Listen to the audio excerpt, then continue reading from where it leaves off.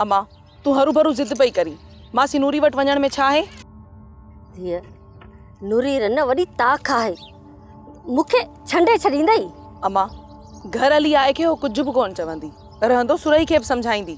न धीअ न नूरी रन किनी आहे तूं उन कना वाक़िफ़ कीने मूंखे बेइज़तो करे छॾींदी। हा अम्मा वञण खां सवाइ अदा भूरे वारो मसलो हल त कोन थींदो न। अम्मा आऊं त चुआएं थी त धूड़ विझ इन सोरी ऐं नूरीअ जे मुंहं मंझि। इहा ॻाल्हि त चङी न आहे अम्मा। आऊं त चुआएं थी त इन गंद मंझि पाण न फासूं त खासो। अम्मा तू हरू भरू जिद ते अड़ी आई मासी नूरी जे घर वञण में को हर्ज त कोन्हे। दिलि जेका टुटंदी आहे न उहा ॻंढण से बि कीन ॻंढबी आहे। अम्मा असीं विछोटियूं ख़तमु करण जी ॻाल्हि पिया कयूं ऐं तूं आहीं जो दिलनि में ॾार रखण वारियूं ॻाल्हियूं पई करी। अम्मा कोशिशि बि त के चङे मां था कजे न। हा पर अम्मा वञण खां सवाइ ख़बर की न पवंदी। तूं सॾ न ॻाल्हि बसि। अम्मा जेको वणई सो वञी कर मुंहिंजो कुझु न वञे। सुखा सुखा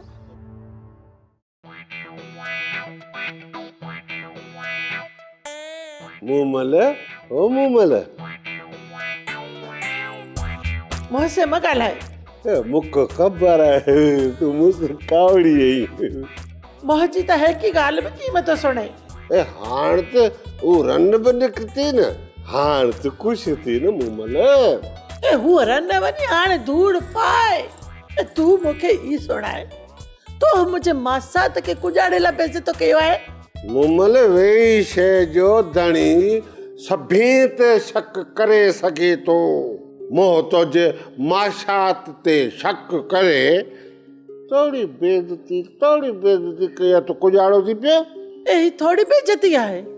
तू रोज रोज मुंहिंजे मासात जी एतिरी बेइज्जती तो करे थोड़ी बेइज्जती आहे। हाणे कुॼाड़ो कंदी तोखे न रोइण मां कुॼाड़ो जुड़ंदो। न किनीअ जे करे तू मुंहिंजे मासात जी रोज रोज बेइज्जती तो करे। हू त हाणे टरी वई तो जे सिर जे मथां हाणे उनखे कुॼाड़े लाइ तूं ज़ाद करी। उनखे ज़ाद कंदी मौजी दुती आओ पर मूंखे मुंहिंजे मासात जो अरमान आहे। हाणे वेठी रो पिंड जे मासात खे यादि करे वेड़ बि कीन थी ॾे।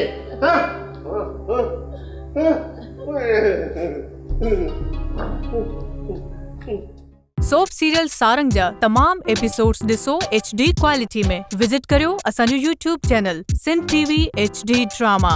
सब्सक्राइब कयो असांजो official YouTube channel Sindh TV HD drama ऐं वधीक अपडेट लाइ बेल आइकन खे क्लिक करियो।